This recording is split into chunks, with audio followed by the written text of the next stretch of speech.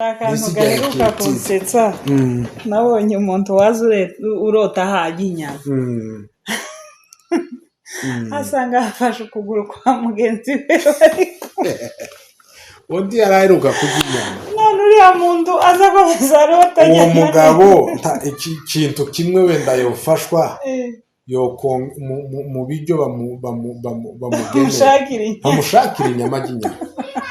Ikindi gihe yigeze gukora umunsi n'ikintu gikomeye arabyuka turyamye mu ijoro arakinguriza mu nzu noneho aragenda aje ahantu ku karangwa abantu twazaga twicara ngo ashikararyama ariko ako karangwa undi mwageza mukaryamaho twazaga tukaryama urumva nawe yagaruye bya bindi urabyumva rero ashike araryama yagaruye bya bindi azayirirwamo araryama amaze kuryama rero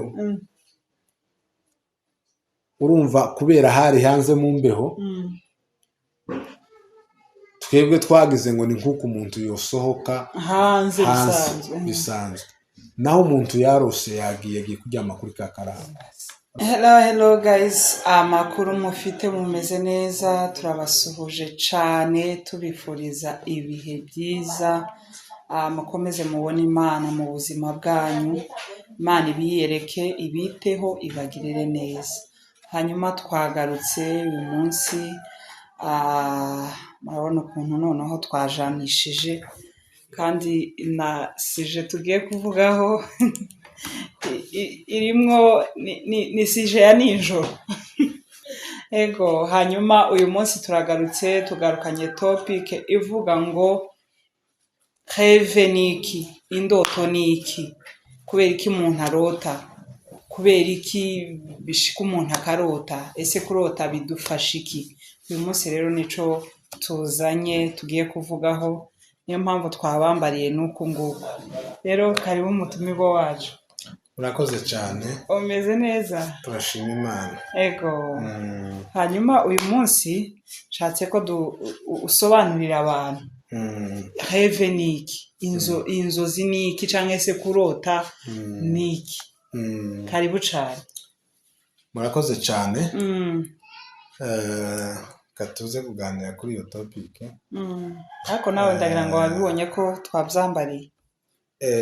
Twavuganye ariko dusanzwe twese twajanishije twambaye kimwe ni sawa kandi nyine wenda wari wabiteguye ejo niba utari wabimenye nuko uvuze n'ibyo tugiye kuganira n'ibintu ni ibya nijoro ariko no ku manywa umuntu azarota, natwe uryamye we wese azarota ariko nyine natwe turasa nkaho twabaye ijoro nkako bimeze.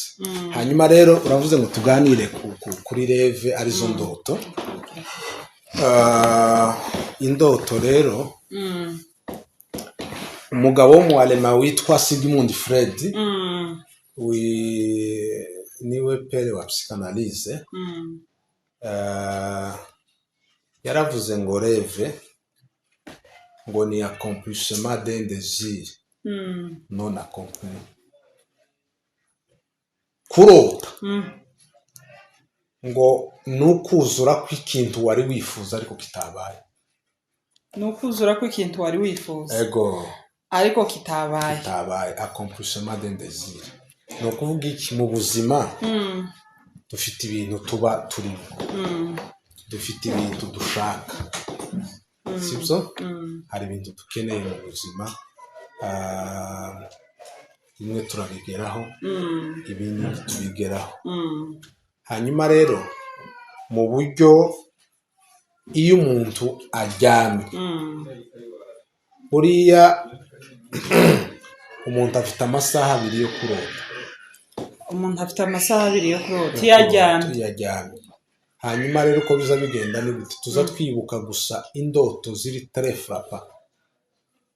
Iyo urose ikintu cyiza cyane wari wifuza nico uzawibuka, uzucibuka. Niyo urose ikintu kibi wenda coba kiguteye ubwoba, coba cakubabaje, ico naco uzucibuka. Ariko dufite izindi ndoto nyinshi tutaroha twibuka.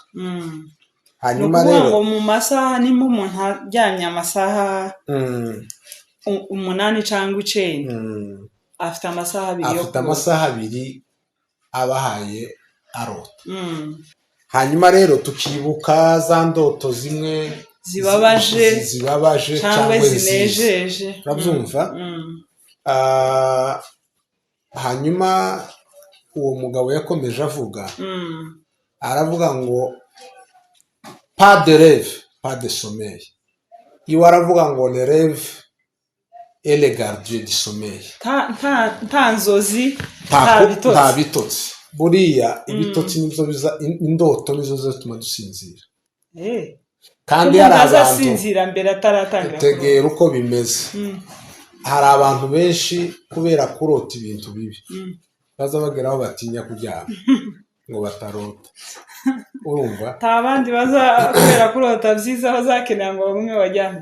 Kurumva rero, ariko icyo nari nshatse kuvuga muri ico, buriya indoto nizo gardien du sommeil. Reka nze kubivuga niho uza kubyumva neza. Yego. Kandi aza kubwira n'impamvu zituma turota. Rero niyo nari ntangiye, ariko reka tubanze dufata ko kitwa ngo le rêve et le gardien du sommeil. Pas de rêve pas de sommeil. Buriya iyo umuntu ajyanye, reka dufata abana. Umunsi tuvuge ku bana, ariko n'abantu bakuru birashika. Biriya abantu uzubona bagira pipi kunyara ku buriri bajyanye abana. Hari n'igihe ababyeyi babahohotera bakubita abana, ariko kurya umwana aba yarose. Umwana aba yarose. Aba yarose. Ni ukurota kuba kwaje. Biza bigenda gute?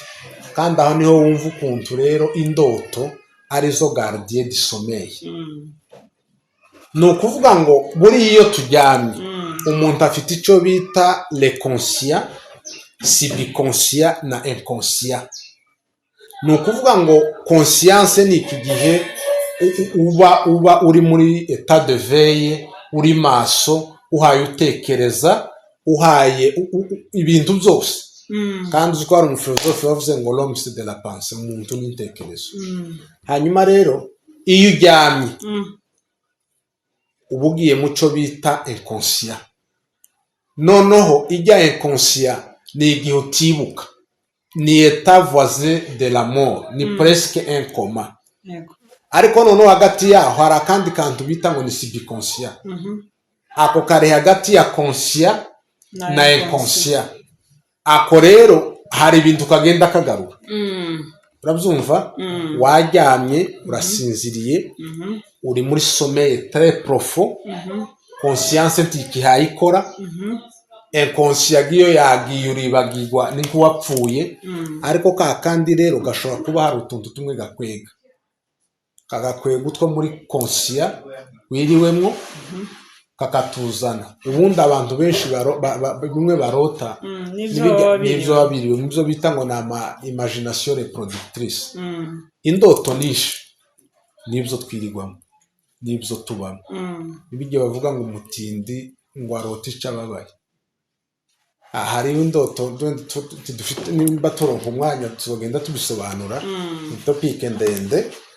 Ariko indoto nishe uretse icyo bita le songe, hari indoto le rêve n'icyo bita le songe. Songe ho ni nk'aya mayerekwa niba abantu baza barota ibintu bikaba. Ni ukuvuga ngo esprit yabo le cauchemar, iyo ni ibingibi umuntu urota nabi, ari ibintu bigukurikira, ibintu bene ibyo ngibyo nabyo turaza kubivugaho. Ariko tube dufashe wenda ko hariho le rêve mu buryo rusange, harimo izo cauchemar, harimo ayo ma imagination reproductrice, harimo noneho na songe. Songe mu by'ukuri ni ukuvuga ngo esprit yacu ishobora kuba yazamutse ahantu. Esprit ga umuntu agizwe na corps, âme, esprit. Hari amakuru esprit yacu ishobora kuduhesha tukayarota kandi avuye ku Mana, tugasanga ibyo twarose ni ukuri. Naho ibindi ni akavuyo k'ibyo twirirwamo byinshi. Buriya umuntu kurota hayajya, nubwo igihe kimwe babivuga babyinterpreta nyine kuvuga ngo hari imyuka miba yahuye nayo, kandi nabyo birashoboka. Ariko umuntu kenshi kurota ari kujya kuriya bafite inzara, aba yashonje. aba yashonje umutinda arota icyo ababaye. Hanyuma rero iyo washonje uri mu ndoto niko bimeze. Hanyuma rero les rêves c'est le gardien du sommeil. Uko biza bigenda ni gute? Umwana arajyana ari ku gitanda yasinziriye amerewe neza, agize yabezo yo kugira pipi kuko nayumva biramusaba gukanguka no kuja muri toilette. Rêve ikamubwira igituma ariyo gardien du sommeil, ikamubwira ngo uri hanze petit cyangwa uri muri toilette, kora bezo ntabwo uri ku gitanda. Umwana akama yirepresenta toilette ikamiza cyangwa nimba ari hanze akibona hanze agomba gukora ya bezo kandi akumva ko ayikoreye ahantu habugenewe. Rero ababyeyi ntimukaza mukubita abana kubera bagize pipi. Ni ukuvuga ngo kiriya ni ukurota aba yarose. N'umuntu mukuru y'umushikiye kujya nta kindi aba yarose. Ibitotsi rero ijya reve tihekenera kukanguka, ikeneye ngo umusinzira umererwe neza. Ariko nzanibuka nyine abantu bakira abana n'abaza kurota nuko nguko nagize ndota nyine kuko wari ubivuze, ariko nyine wamara gukora izo ukora kama wicura. None si iba yagufashije ni ukuvuga iki? hari abicura hari n'abaticura, urabyumva? Hari abicura n'abaticura, kuko reve icyo yafashije umuntu ni ukugira ngo ntubyuke. yakurinze kubyuka kuko nubyuka ibitotsi byawe bibaye interompi. Hari umuntu uzi ukanguka ntabaga isinziriye. Reve rero izikomeza kubwira umuntu ikamwereka ati hano uri hanze cyangwa uri muri toilette fais ce que tu veux, kora icyo wifuza uri hariya. Noneho icyo gihe rero umuntu akabikora. Kuri bamwe ashobora kwicura, ariko gabyibuze iyo intention yayo kwari ukwanga ko wicura. C'est vrai, wenda nk'umwana mutoya nta nubwo yicura tiyo kwicura ngo amenye ngo yagize pipi. Abo wenda bashobora kwicura baba bamaze gukura. Uko wari umaze gukura birashoboka ko wari umaze gukura. Nimba wazaga wicura ukamenya ibyo wakoze wari umaze gukura, wari umuntu mukuru. Ariko ku mwana ntabimenya, buraca arasinzira ibitotsi byiwe neza akiyumva. Ariko nibaze ko ku mwana ntiba yanamubwiye gutyo biramushikira gusa. Ariko nyine kuri ba bana bamaze gukura nibo babona ibyo bintu. Ofete kurota ni ibintu bikonserna n'abana gusa. Nyine nk'aba bakiri batoya hari n'igihe bo batarota, ariko umuntu wese, umwana ku myaka mitoya ararota ku myaka mito. Hanyuma ujya wese urota, iyo fenomene ni kwiziza. No ku muntu mukuru aba afite abantu bakuze, abana bakuze cyangwa n'abandi bantu batari abana, papa wini mama bishobora kuba bishikira nuko. Ibyo ntibizabishikira abantu bakuru, ibyo byari iby'abana. Ibyo ntitugiye kubyinjiramo cyane, ariko nkubwiye ko ngo abantu bakuru bafite ukwabo nyine fenomene abishikira. Izibashikira abatoya n'abakuze. Hariho abantu bakuze bisanga bagize ibyo bibazo cyane gusa. Narinze ngo ni iby'abana wenda. Oya, ntabwo ari iby'abana, n'abantu bakuru. Abantu bakuru mu by'ukuri hariho bimwe wenda bishobora kuba biterwa n'indwara, hari biterwa n'imiti wenda umuntu aba afata ushobora kumusinziriza cyane kandi igahita imutera yabizwe. Abo nabo barimwo, iyo ni iyindi kategori yo tuyivemwo. Ariko n'abantu bidasaba ngo ni ukugwara, abantu bakuze nabo hari abisanga bafite ibyo bibazo. Rero ubwo ababifite bumva uko biza bigenda ni uko nguko, kandi mubihanganire abantu bakuru. None se ugira gute? Ko ndagira ngo wenda umuntu mukuru n'indwara iba yamuteye. Pas seulement une maladie. Icyo kirakwiye, twavuze ko ni rêve. ni bimwe mu ndoto umuntu aba afite. Izo ndoto rero c'est facile ko zituma umuntu ahura n'irya representation yarangiza akibwira ko ari hanze agakora ibyo akora. Gusa gawe gitandukanye amaze gukora icyo gikorwa il doit se réveiller umuntu mukuru. Ariko ku bana c'est tout à fait normal. Phénomène ziza zigira igihe zigomba gutambuka, ariko n'igihe wenda zidatambutse ku bana nko gutangira kuba priva ibintu byo kunywa ruswara. Urakoze cyane. Hanyuma ni izihe sorte za reve? Amareve yo twovuga amakuru, twogenda twinjira tuvuge ngo aka kareve nuko gagasobanurwa, ariko le reve hari ibyo bita ama imagination reproductrice, ibyo twatangiriye bijya twiriwemo, kurabyumva nibyo tuza turota. Ubuzima tubamo kenshi nibwo buza bugaruka mu ijoro turyamye, noneho ijya sibikonsika ikazibigaruka wiriwe mu bintu kandi ari byo wari ushaka gukora, kwisanga uri muri ijya bezwe inesesita ko bya bindi wiriwemo ubigarura. Babyumva? Icyo gihe barabyita ngo ni ama imagination reproductrice. Ibyo bivuze ko n'ubwoko bwa mbere bwo kurota. Turota ibyo twiriwemo, ibyo twiriwemo, ibyo turimo. Mbese turota bwa buzima twiriwemo, bwa buzima. Nimba wiriwe mu bintu byiza urabirota, wiriwe mu bintu byiza, wiriwe mu bintu bibi, ama inquiétude umuntu afite. Nibiriya we yavuga uwo mugabo w'umualema ngo ni Sigmund Freud, akavuga ngo le rêve c'est l'accomplissement d'un désir non accompli. Hari ikintu kikubamo. Dufate ku rugero abana cyangwa ababyeyi bakunda kurota, umwana akarota ababyeyi bapfuye, cyangwa ababyeyi bakarota abana babo bapfuye. Bishatse kuvuga iki? Ijyatashema rwa rukundo ugirira ababyeyi, rwa rukundo ababyeyi bafitiye abana, bituma bumva bahorana l'inquiétude. Ese nobura umubyeyi bizogenda gute? Ese nobura umwana bizogenda gute? Urabyumva rero? Ukoga ufite cya kintu muri wewe kikurimo, c'est un désir. Ni icyifuzo wewe kurifuza ko ugomba kuba n'ababyeyi, ababyeyi batagomba kugusiga. Ugomba kugira ababyeyi eternellement.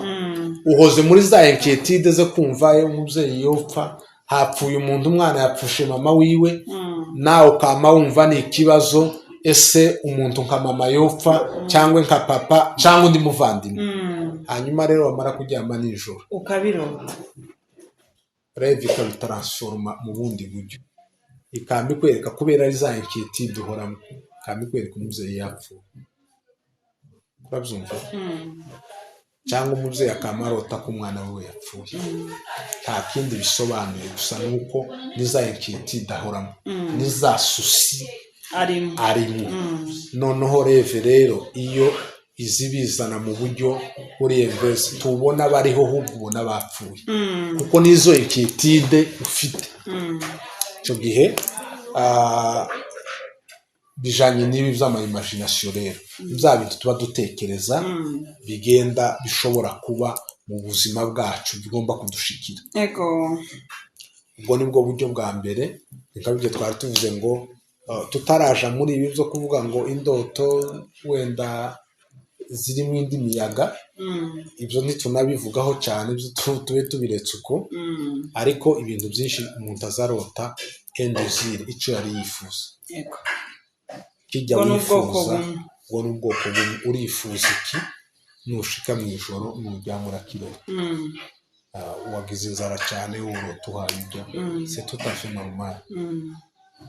Nubwo bavuga ko hari izindi ndoto mu kugaburirwa ibintu wenda ziba zivugaho sorcery, uburozi n'ibindi.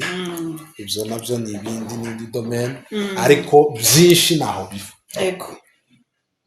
Kuko umuntu azaryama akarota ine plus conscient, ntari kwibuka ibintu, aririya muri inconscient, niyasomeye très profond, voisé d'un coma, noneho icyo gihe ya subconscient yo ibisa nkaho ihayikora, ariko nubwo ikora rero tifite imbaraga zo gukura umuntu muri etat y'iriya inconscience, kandi ntinafite imbaraga zo kugushira muri etat ya conscience.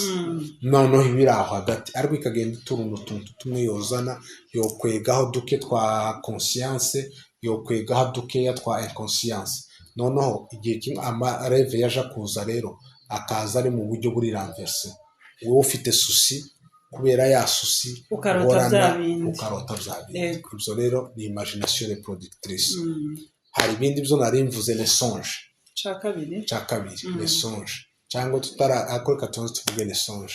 Les songes rero ni indoto ariko zitandukanye. Ubundi baravuga ngo le premier psychanalyste ni Joseph. Joseph, wibuke ko yari afite impano yo gusobanura inzozi. Yosefu wo mu gitabo. Umuhungu wa Yakobo.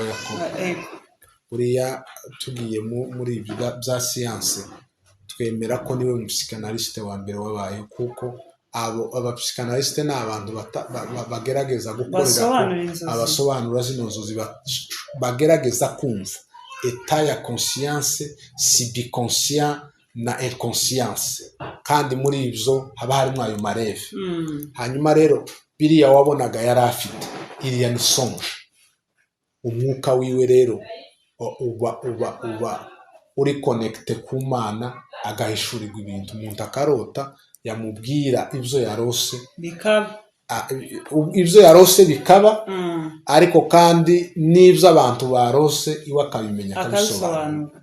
Abyumva rero, izo ni songe. Ni ukuvuga ko uwo mwuka wiwe uri connecte n'Imana, kuko muri twebwe dufitemo ibice bitatu bikomeye.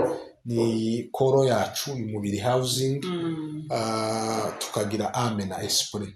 Kandi twavuze ko mu kiganiro siza tugeze kugikora, mba ntibeshe, cyangwa nimba ari mu ivugabutumwa umuntu yoba yarabwirije kuri iyo topic, tukayikora mu byo twari ko tubwiriza. Twavuze ko umwuka n'umubiri, ni ukuvuga ngo ikibiba hagati ni ubugingo, selame. Kandi turavuga ngo ame igihe kimwe izidirije umuntu, kamudirija akisanga yagize za desire charnel, ibyifuzo by'umubiri, wa mubiri ukaba uracumuye. Ikindi gihe rero ikemera ikaba connecte n'umwuka, ugasanga umuntu akoze ibintu byiza. Rero uriya mwuka tuba dufite rero niwe udukonekita n'Imana. Kuba ufite ukora uri opérationnel, icyo gihe umuntu ararota indoto, icyo bita les songes. Za ndoto zikaba arizo, zikaba za vrai, apana ibingibi byinshi tuba twiriwemo. Donc ubwo n'ubundi bwoko rero bwitwa songe. Iyo songe yo ni indoto kabisa. Esprit yacu iba yabaye n'Imana n'ijuru, amakuru rose akabaye. Hari abantu barota yakubwiye ngo narose gutya, ibyo bintu biraba, iyo ni songe. Hanyuma hariho bino by'amakoshmar. Les cauchemars rero nazo ni indoto ziterifia, ni indoto mbi umuntu azarota buri gihe ari poursuivi, aha yabona ibintu bimuhiga, bishaka kumwica, ibintu bibi byose. Nabyo birashoboka, kuko umwanya umwe tubyita ngo n'ibyo abantu baba barimo, n'iza inquiétude z'ubuzima, n'iza crainte wenda z'ibibazo tuba duhura nabyo. Ariko ikindi gihe nacyo le cauchemar nyine kuri bijyaga twemera ko hariho n'izindi esprit satanique zishobora kuba ziyataka abantu, ugasanga ko zirahiga abantu, kuba abantu baba bari muri menace yo gupfa n'ibindi. Atuka cauchemar ni indoto mbi, ni nazo zitandukanye n'izi z'amareve cyangwa zasonje, kuko iyo uguze amakoshomari azana noneho n'abijya byo kwenterompa bya bitutsi, umuntu wari igihe yicura akikanga ntasubire gusinzira. abo ntibajya nakubwiye ngo baze bageraho banga gusinzira ngo batarota. umuntu akaba yokesha nk'ijoro ryose yanze kuryama kubera ataja kurota nabi. nabyo bigeraho bibafekita mu buryo bumwe n'ubundi, ukaba usanga nyine izo reve kubera kuguma kuba wanyura muri ibyo bihe, umuntu ugasanga asigaye yipuriva kumva ko atoryama, kuko nimba aryamye araza guhura n'izo ndoto. indoto nuko niko zimeze. naho tundi dutoya twundi twagenda tutwinjiramo tuvuge ngo iyo urose gutya hariho amasignification, ariko mu buryo bw'indoto nubwo harimo amasorte menshi, amenshi nyine agaragara nayo, bimwe n'ibyo tugarura nayo ma imagination reproductrice, n'izo accomplissement de désir non accompli, hakazamo rero izo lesonge n'izo koshomari. rero kubera ko abana batoya kenshi bararota, nibyo bituma benshi usanga bahura na biriya bibazo byo kugira pipiyoni. icyo gihe vraiment mugomba kubumva no kubatahura, kubihanganira biza bigenda bigashira. ariko n'igihe bidashize ifo kumva ko abana ibyo babaye bakora ne sont pas conscients. ni ibintu biza umuntu atari maso, atari eveye, bigatuma abikora. ntabikora vraiment par sa propre volonté, ariko nyine arabikora ku mpamvu y'uko yabyisanzemo. urakoze cyane. hanyuma ubundi kurota ni kwiza, birakenewe ko turota, bidufasha iki? ofete kurota hari ibintu bimwe tuba turi desharge, kurabyumva. hari ibintu ni ukuvuga ngo noneho mu buzima bwacu tuba dufite kimile z'ibintu byinshi biri mu buzima bwacu. hanyuma rero mu kurota hari ibintu bimwe biba bihaye bituvamo, kurabyumva. nicyo gituma reve zisanzwe zo ni nazo twavuze ngo c'est le gardien du sommeil. kurota ntabwo ari bibi iyo bitabayemo nk'ibyo bintu by'amakoshomari. kurota ni byiza, biratuma umuntu asinzira, biratuma umuntu agira ibintu bimwe agenda asohora byari bibitse muri ijya inconscient. urumva, kandi byose obligatoire ko bigomba gusohoka. igihe cyose uryamye ibintu byose bijya biri muri inconscient bigomba kuzamuka bikagera aho bija muri ya subconscient, kugira ngo nimba tubirose bigende bisohoka uburyo bumwe n'ubundi, dusange hari charge twari dufite muri twebwe zigenda zirangira kubera kuko turimo turota. hanyuma uvuze ko ari byiza kurota, none se nyine bari abantu baba barose nabi iboga ntibovuga ko ari byiza, ahubwo ibo baba bashaka ngo bihagarare kurota bive.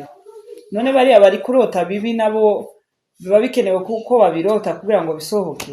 urumva ko nibijya navuze ati izo koshomari na koshomari nyine zirabaderanja mu buryo bumwe n'ubundi, kuko urumva umuntu aha yarota ari poursuivi n'abantu, urabyumva.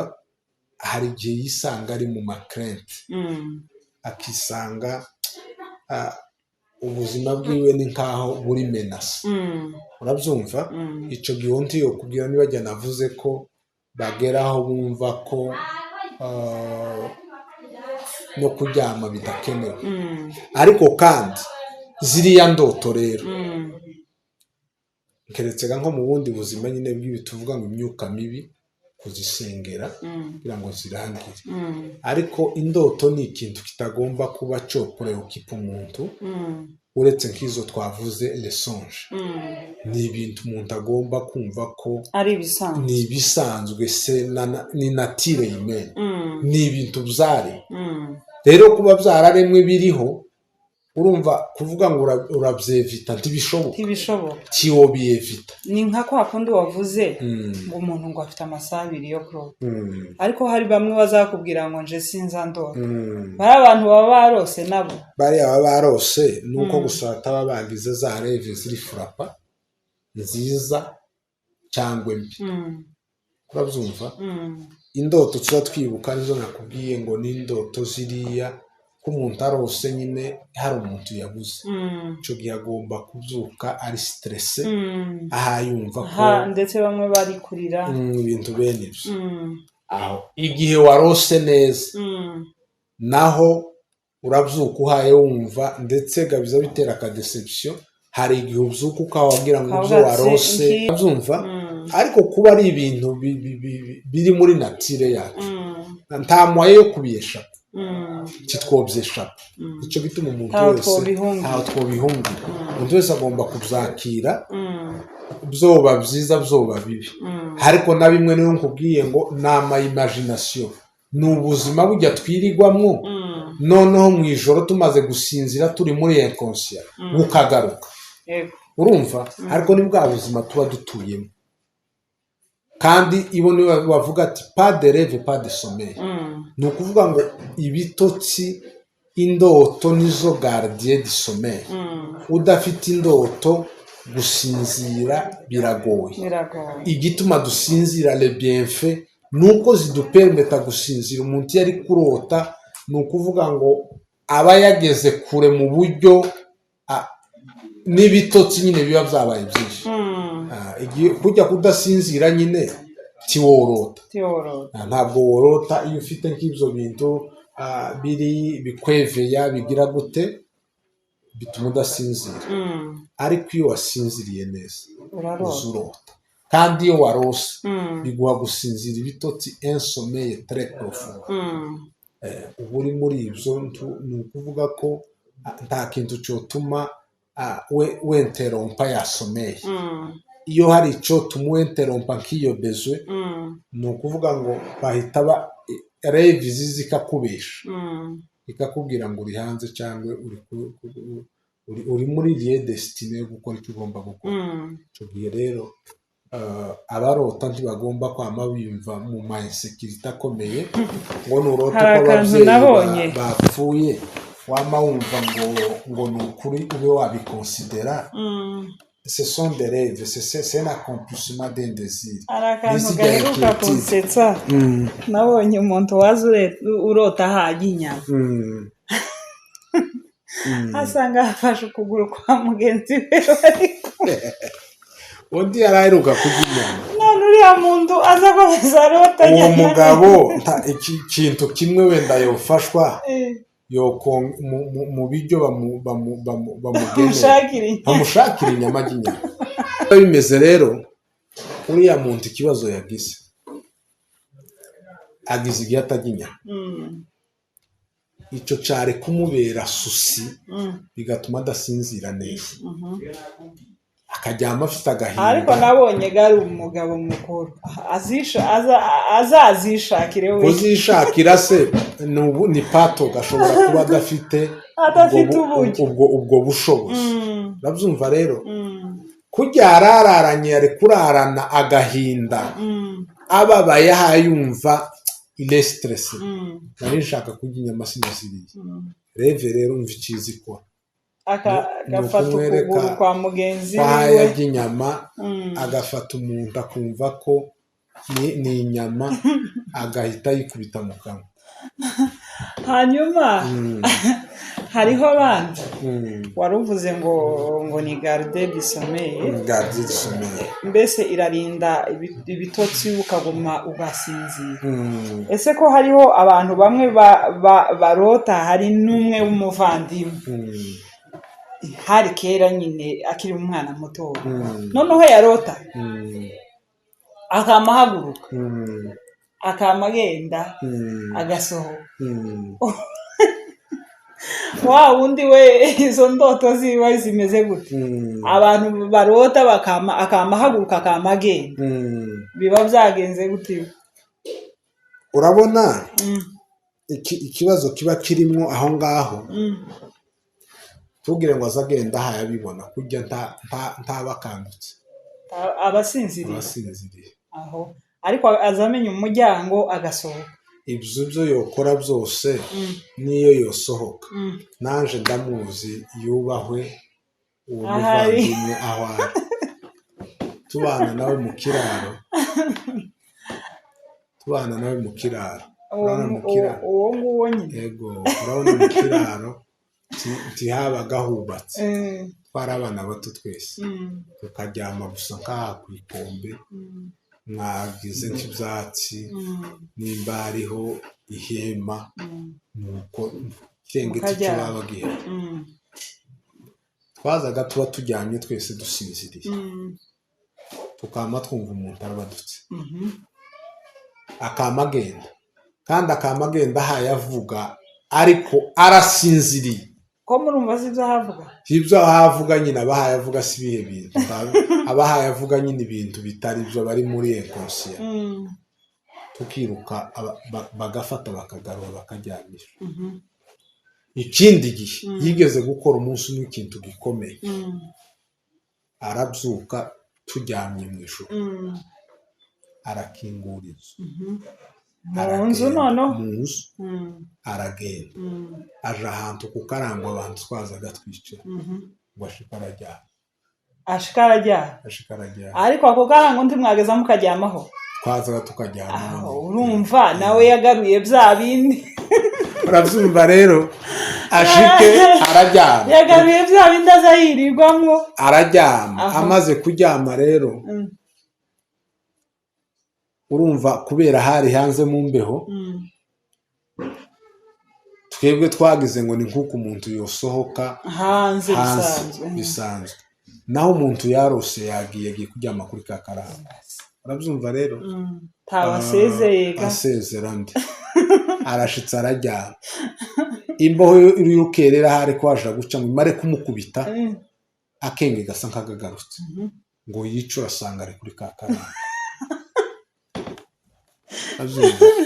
aragaruka no mu nzu urabona ni ibintu twari bakuru twese ariko urumva ko atigeze nta n'icyo byari byatubwiye ngo tuvuge ngo wenda natwe ko ari kwisinzirira ngo wenda turaja gushaka umuntu wenyine arakubanuka noneho ngo akubanuke yinjiye twumva umuntu arinjiye arakiza hako twumva muri intervale twumvishe yakinguye yasohotse igihe yagiye kurumva n'igihe agarukiye musanga umwanya wagiye muremure umuntu yaraye hanze ngo tumubaze amakuru aho avuye nuko byagenze toya nanje ntaco nzi kubyuka hano gukingura inzu kugenda kuryama ku karango ntaco nzi jewe gusa imbeho yankubise imbeho imaze kunkubita nsanga ndi hanze ndagaruka ayandi makuru naje timuyambaza urabyumva rero ni ukuvuga iki kujya n'abagenda n'abavugavuga yogenda nyine gusa mu buryo bwako gasibikonsya ariko si umuntu uba uhaye ukora ibyazi ntababizi urumva rero kwa kurota niyo nakubwiye ngo nubwo ubona bahaye akora kuri harimo kuba harimo bya bintu bishaka ko asinzira ariko nyine hari ukurota lesomeye yajite lereve yajite kizo ngizo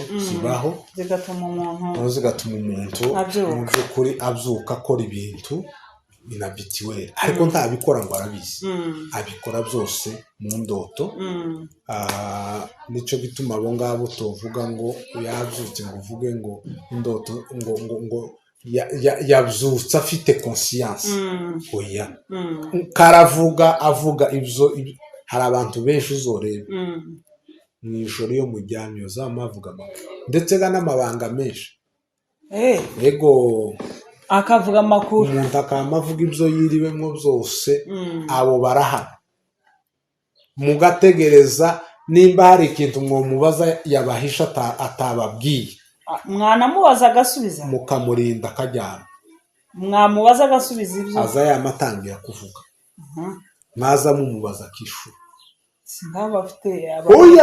aba ari muri inconscient ntabazi ibyo ahaye avuga n'ibijya baha urumva nyine wogira ngo karumva ariko juste nubwo abahaye akora nego ni muri ya sene bijya vyaririya nibyo abahaye akora abantu benshi bazaba bavuga ibintu biriwemo shitu nk'abana ariko habe n'abakuze bane yakoze ibintu by'ibanga mutari kumenya ariko yapfa kuryama kubera ko ari uko akaba avuga amakuru yose akayababwira kandi mu gatondo ntiwo mubaza ngo yibuke ko yavuze ariko mwebwe mwumvishe ko yavuze kandi byaba yavuze ni iby'ukuri nta n'ikintu aba yateshutse izo ni indoto niko ziza zimera buriya ziradufasha gusinzira ese ntawobesha mu ndoto ngo avuge ikinyoma indoto ubwazo nizo zitwereka ibintu by'ibinyoma ariko umuntu usubira mu byo yiriwemo ntiyohindura bya bindi birenze bito wa muntu bavuga ibyo yararimo arabikora akabigarura ariko indoto nizo zitaza uretse za zindi twavuze songe indoto zo ziza zizana ibintu d'abord le contraire kurabyumva kuko umuntu ufite inquiétude indoto n'isharota nizo zo kubona yabuze ababyeyi cyangwa ababyeyi babuze abana kubera ijya inquiétude afite muri ijya inconscience yiwe rero biragaruka ariko bigaruke biri renverse wa mwana kubera ahorana susi z'ababyeyi kujya no kubakunda byama yimwereka ko ababyeyi bapfuye izo ni indoto abantu benshi bagira abana babyeyi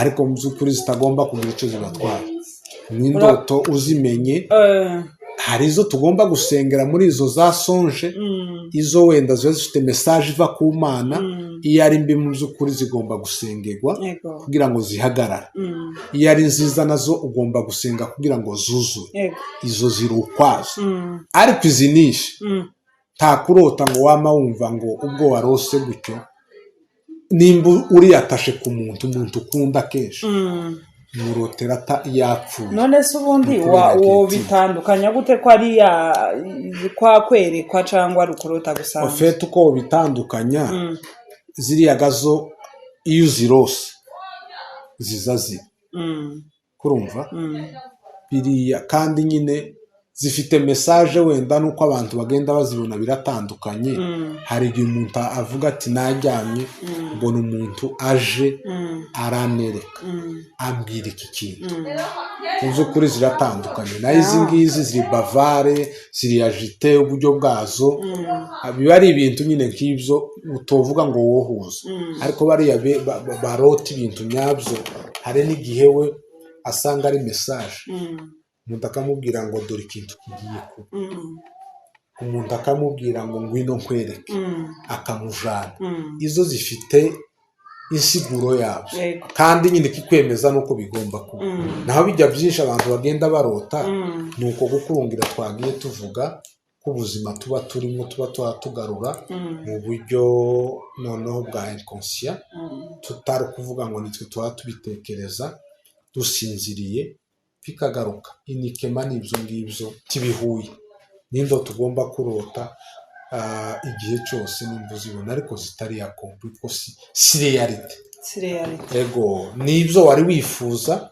ariko bigarutse mu buryo bwa inconscience hashobora kugaruka biri renverse atari ijya verite nuko niko bimeze urakoze cyane ndumva ikiganiro ko turakigeza ku musozo none se icyo twafasha abantu barota ni nk'igiki ariko twumvise ko abantu bose bararota nubwo bamwe bavuga ngo ntiturota ariko bararota ntibabimenya niyo navuze ngo abantu bibuka gusa indoto nziza zabanejeje n'izababaje ariko turarota dufite n'amasaha yo kurota kandi indoto nizo twavuze ngo nizo gardien du sommeil, ni accomplissement d'un désir non accompli.